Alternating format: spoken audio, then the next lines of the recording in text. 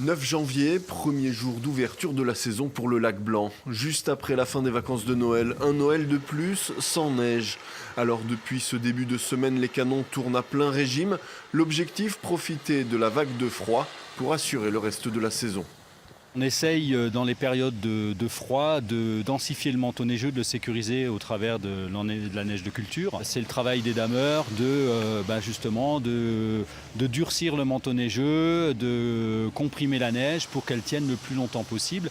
Et quand on fait de la neige de culture, comme celle qu'on produit aujourd'hui, on la rajoute sur la neige naturelle, ou la neige naturelle vient se rajouter sur la neige de culture, et du coup le manteau neigeux s'épaissit et devient beaucoup plus résistant.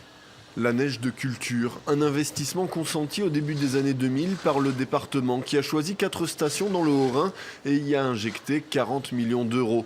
Aujourd'hui, ces 4 stations, le lac Blanc, le Schnepfenried, le Markstein et le Ballon d'Alsace, peuvent composer avec les aléas climatiques et les périodes de redoux. Pour autant, pas question de se reposer sur le seul or blanc, une ressource devenue incertaine.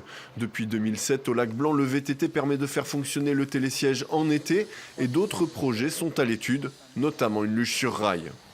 On espère qu'elles vont déboucher cette année, notamment pour certaines d'entre elles, avec pour objectif c'est de rendre le site encore plus attractif et aussi de faire en sorte que l'hiver, qui reste toujours la principale manne pour nous en termes de chiffre d'affaires, continue d'être à son niveau, mais que d'autres activités viennent compléter notre chiffre d'affaires. Une activité 4 saisons comme au Markstein qui permettrait d'occuper les touristes en cas de manque de neige.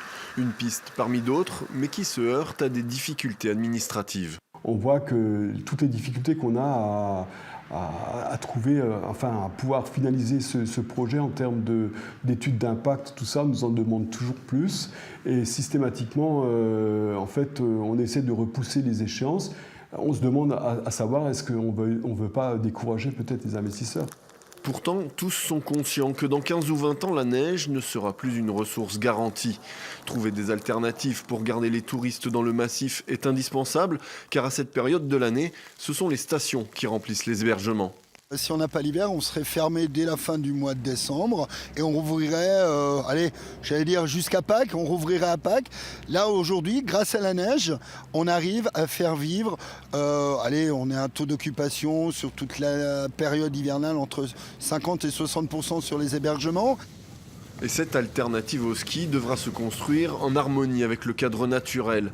Pas question de construire de grands complexes balnéaux ou sportifs. L'idée directrice, c'est de proposer des vacances nature et familiales dans un massif préservé. On va jouer aussi sur différentes thématiques, sur différentes facettes de la montagne, le bien-être, le patrimoine, les traditions, le volet aussi culturel ou artistique. Une offre qui se cherche encore mais qui se façonne petit à petit.